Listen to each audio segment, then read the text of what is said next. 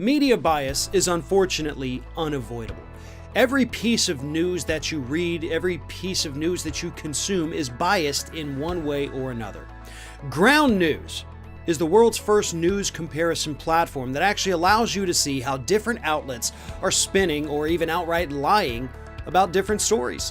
Whether it's from the left, the right, or the center, Ground News allows you to see how each side is spinning it.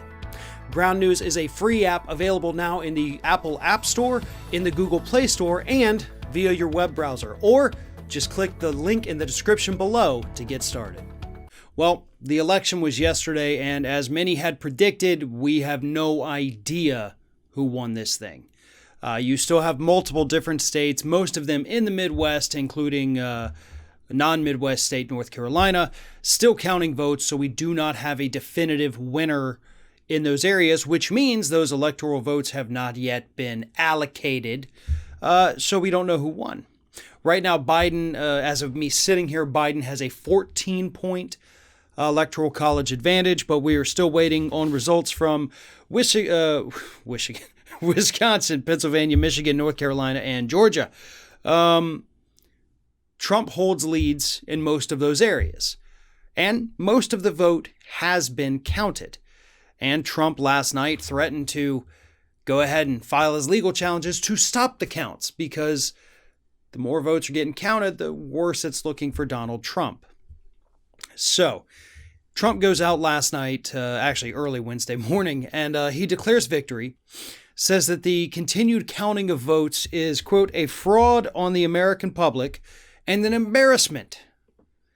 Counting votes, actually going through this democratic process that we have, is an embarrassment and a fraud, the president said during his victory speech. Not exactly the tone you would want from somebody giving a victory speech, but that's what it is.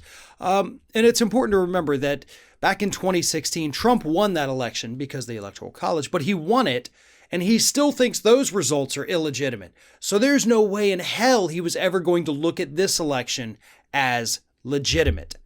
So that's where we're at right now. Wisconsin, you still have a couple 100,000 votes to count. Pennsylvania, you got a little over 1 million. Same thing with Michigan, North Carolina, a couple 100,000. Same with Georgia. I don't think for a second, by the way, that Georgia's going to flip. The biggest surprise of the evening for me was what happened in Florida. And I got a video coming up later on to talk about how wrong I was about Florida, because man, was I wrong. So I'm doing a whole video on me being wrong on that. But overall, Democrats did not have the night that they wanted. They did not have the night that the polls said they were going to have. $200 million spread across 2 Senate races, only for Democrats to lose. That was Lindsey Graham and Mitch McConnell, who are going back to the Senate. More on that coming up later as well. But overall, lost a couple House seats. Only flipped 1 Senate seat as of right now. Lost the Doug Jones seat, which was expected. Lost it by massive margins. So you're sending inexperienced radical Tommy Tuberville to the Senate. That's not good. Cory Gardner did lose. So that seat now Hickenloopers. Arizona flipped. So that was good. Arizona's blue. And Democrats did, I guess they also got that Senate seat. So technically 2 flipped, but still not enough to get the majority.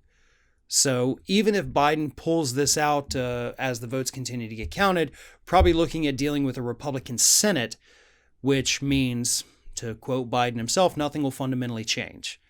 A Republican-controlled Senate is not going to let a President Biden do anything, but a Republican-controlled Senate is going to let a President Trump do everything.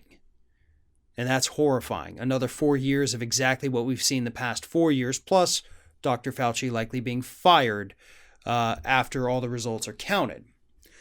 Not a good night for Democrats, for the Democratic Party, I should say, but for progressive ideals, absolutely. Across the country, we saw states legalize marijuana. We saw states legalize mushrooms. We saw states decriminalize drugs. We saw states like right here in Florida voted to increase the minimum wage to $15 an hour.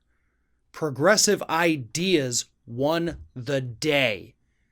Regardless of who won on those ballots, progressive ideas, progressive values, coast to coast, even in some of the reddest of states, they had the biggest night out there. We'll keep you updated, as to what happens with this. This could take several days as these states continue to count votes. So we'll see what happens. Hopefully it breaks and Trump does not get another 4 years, which would be a disaster. So again, it's one of those hurry up and wait moments.